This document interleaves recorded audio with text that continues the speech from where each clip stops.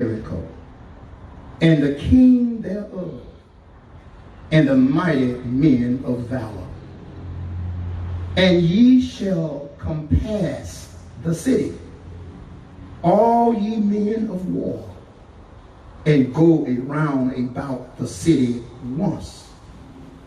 Thus thou do 6 days, and 7 priests shall bear before the ark 7 trumpets of ram horns. And the 7th day ye shall compass the city 7 times, and the priests shall blow with the trumpets. And it shall come to pass that when they make a long blast with the ram's horn, and when ye hear the sound of the trumpet, all the people shall shout with a great shout, and the wall of the city shall fall down flat, and the people shall ascend upon every man straight before him. What a God. What an awesome, mighty God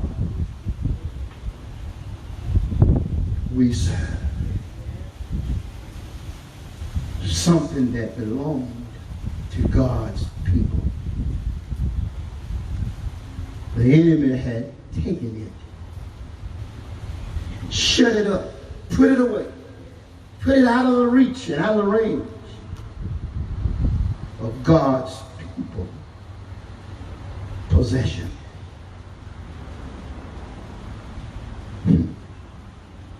They meant it for evil. They set out to take from the people of God that which God had promised them. Sealed it up, locked it up, making sure none of their own went out, none of God's to come in, leaving no way in their own mind, through their own works, for God's people to possess that which God had promised them. So let us think on this thought. Conquering your Jericho. Conquering your Jericho.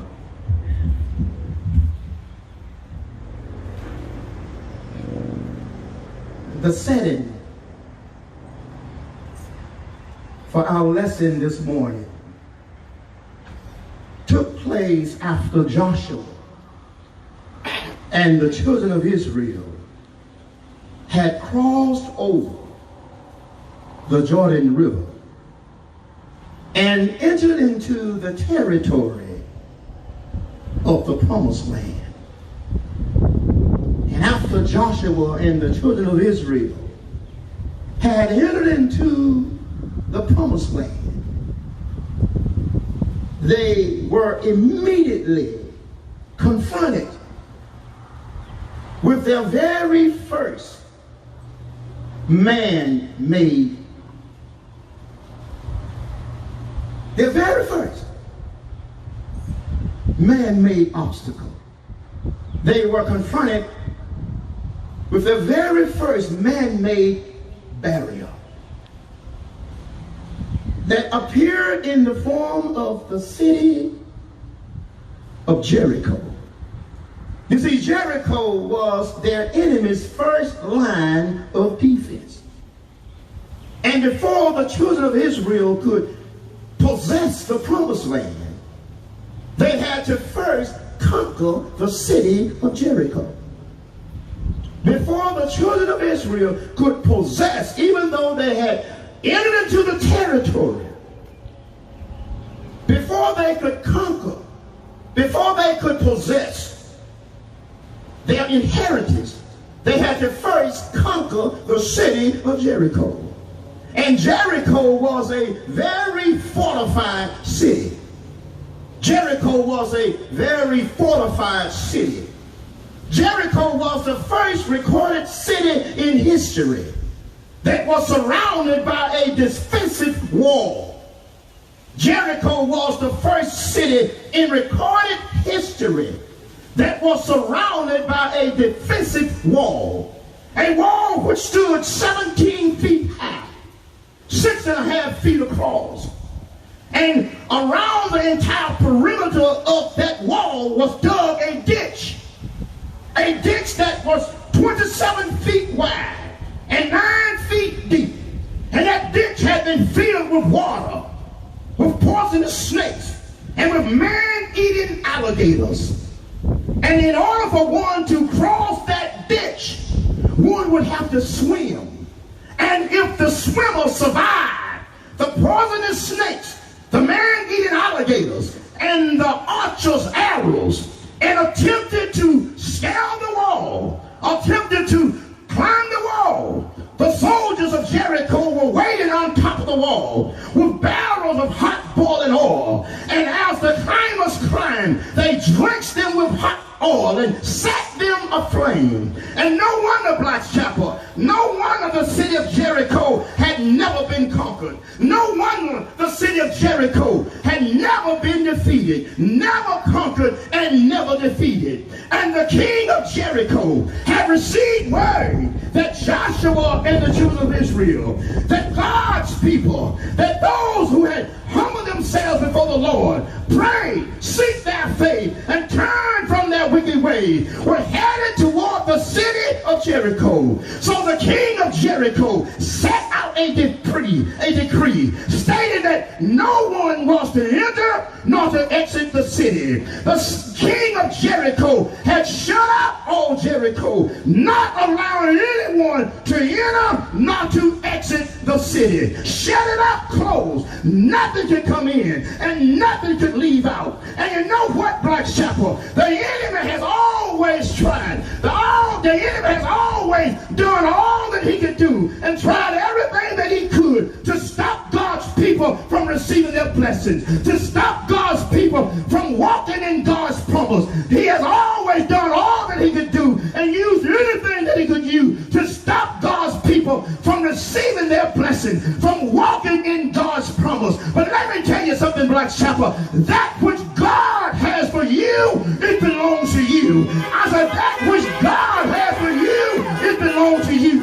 And the devil and all the demons in hell can't stop you from possessing it. That which God has for you belongs to you. And the only thing that can stop you from possessing it, let me say it again, the only thing that can stop you from possessing it is that you that's inside of you, that's inside of you, who refuse to swim, who refuse to climb, who refuse to cross over to the other side. The only thing that can stop you from possessing the blessing that God has stored up for you is that you that live inside of you, who refuse to swim, who refuse to climb, who refuse to cross over to the other side. But what I want to know this morning, Black Chapel, do we have any swimmers out there? Do we have any swimmers out there? Do we have any climbers out there? Do we have any crossovers out there? Those who don't mind getting wet,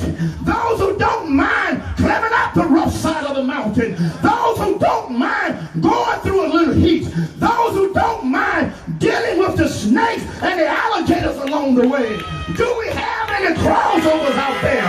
If so, you ought to give yourself a salute. You ought to give yourself a toot-toot. You ought to put it out for the swimmers. Put it out for the climbers. Put it out for the crossover. Celebrate yourself. Celebrate yourself. Give yourself a round of applause just for being a crossover, just for being a swimmer, just for being a climber, just for being willing to deal with the heat, just for dealing with all the snakes and all the crossovers along, all the snakes and all the alligators along the way. What a blessing it is to be a crossover. One that you know have swum, one that you know have climbed, one that you have put up with some heat, ones you know who have dealt with some poisonous snakes and alligators along the way. You deserve a shout out for yourself. Just for being out here this Sunday morning. You had to put up with some stuff. You had to go through some stuff. You had to swim through some stuff. You had to climb through some stuff. You had to deal with some snakes and alligators just to get out here this morning. But you crossed over. That's it. Yes, Lord. Yeah. Yes, Lord. King of Jericho received word that God's people were headed his way. He shut up all Jericho. Nothing could enter. Nothing could exit the city.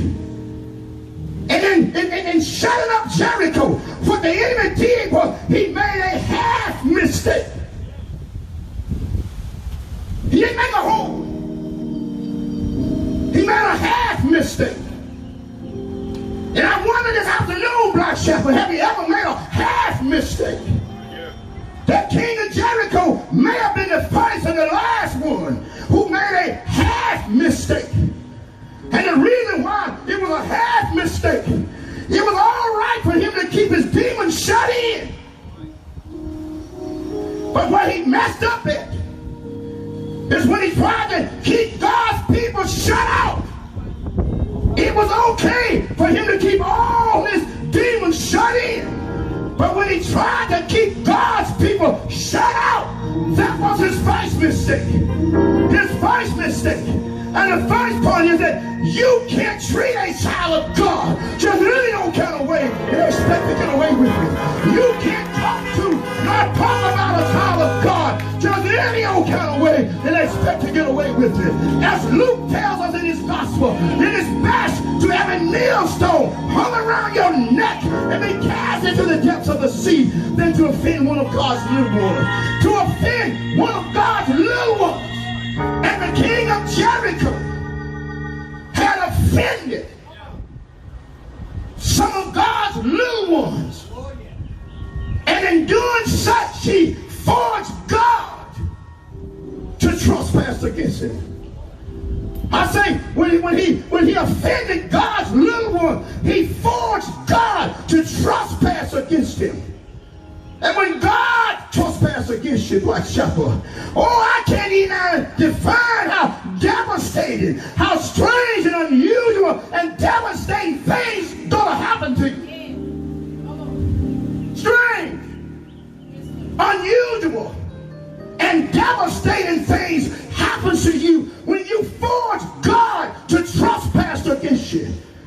And the king of Jericho had forced God to trespass against him by trying to keep his people shut out, trying to keep his people from walking in God's promise. So the word of the Lord came to Joshua, telling Joshua, this is what I want you to do. I want you to do something strange and unusual, because I'm getting ready to work a strange and unusual work in your behalf. He said, Joshua, what I want you to do is, I want you to gather together all Israel. I want you to bring them all together. And once you get them all together, I want you to take half of your men of war and place them out front. And then I want you to take the priests, all the Levites, and place them behind those men of war. And I want 7 priests to bear 7 ram horns. And I want 4 priests carrying the ark of the covenant. And I want you to take that other half of men of war, and place them behind the priests. And after you do that, Joshua, I want you to take the remainder of the body of the children of Israel and line them up behind the fighting men. You see, Joshua, what God was telling Joshua, what God was showing the children of Israel, that where there is unity, there's strength.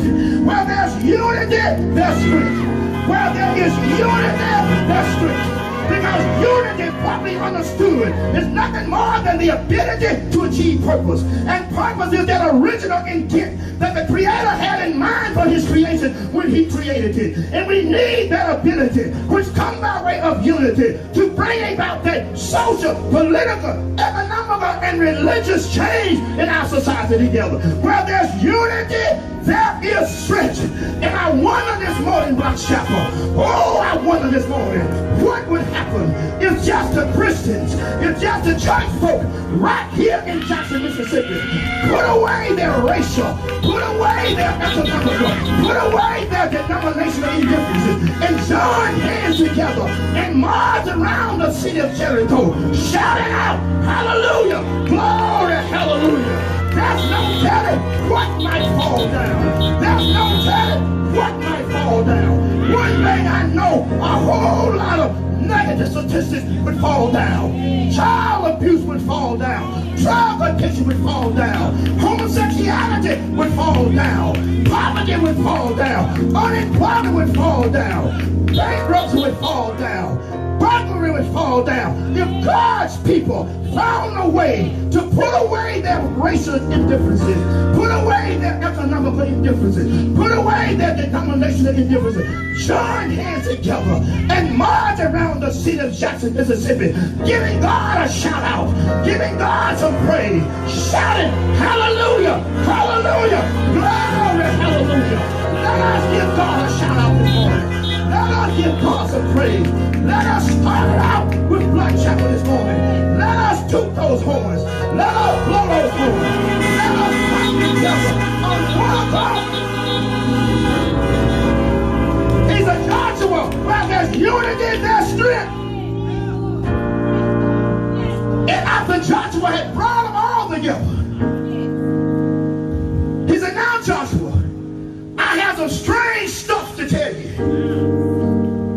Don't worry about how strange it is. Don't worry about how unusual it may be.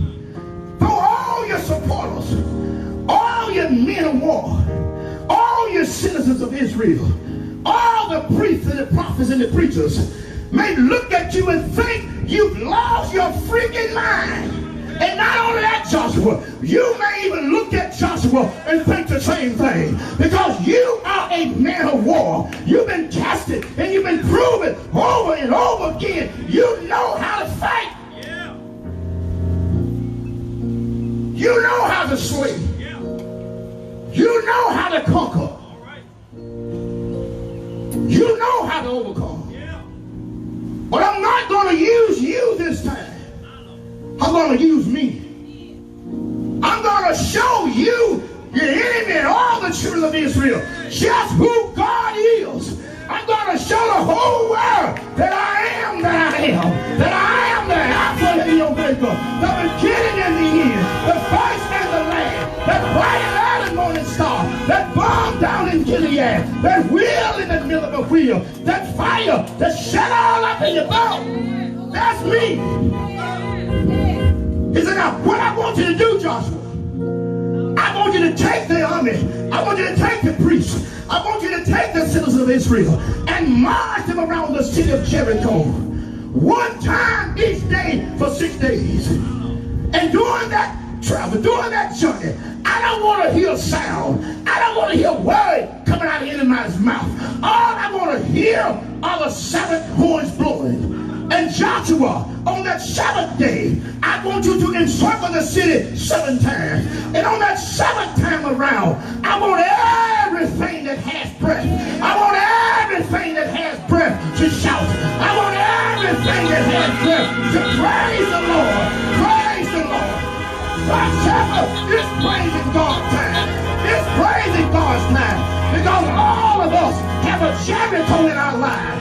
Jericho is that negative influence that the devil uses against you to keep you from receiving your blessing. Jericho is that negative influence that the devil plays before you, use against you to keep you from walking in the will of God. Jericho Jericho. Jericho is that bad habit that you can't seem to break. Jericho is that forbidden relationship that you can't seem to shake. Jericho. Jericho is that unpaid bill that you can't seem to pay. Jericho. Jericho is that mission impossible that you can't seem to accomplish. Jericho is that unwanted, unexpected, undesired happening taking place in your life. But my God told me to tell you this morning to come out here and tell you, you marched against your Jericho long enough. You've been up against your Jericho long enough. You kept silent before your Jericho long enough. My God told me to tell you, you don't have to wait until the battle is over. You don't have to wait until the enemy waves the white rag. You don't have to wait until the enemy throwing his hat. You can shout right now. You can praise God right now. You can shout right now. Because victory is in Jesus. You can shout because there's victory in Jesus. You can shout because God doesn't love you with society love. But God loves you with unconditional love. You can shout because God doesn't see you for who you are, not for what you've done. But God sees you for what you can do and for who you can become. With God, a drug addict can become a drug counselor. With God, a thief can become a law enforcement officer. With God, the blind can see, the deaf can hear, the dumb can speak, the lame can walk, and even the dead can live again. With God, every one of us has a Joshua inside of us. And the way you go about activating your living Joshua, the way you go about activating your living Joshua, is to be strong. Strong and of good courage, knowing that that same God who was with Joshua is now also with you. Possess it. I don't care who has it. I don't care how entangled it may be. I don't care how encaged or how boxed in. That which God will for you to have. Claim it. Walk in it. Be thou strong of good courage. Knowing that that same God who was with Joshua as with Moses is now with you. The door of the church is open. The door of the church is open. The door of the church is open. It's a walls getting ready to fall. It's a walls that's getting ready to fall. The only thing that can keep you from possessing that which God has for you is the you.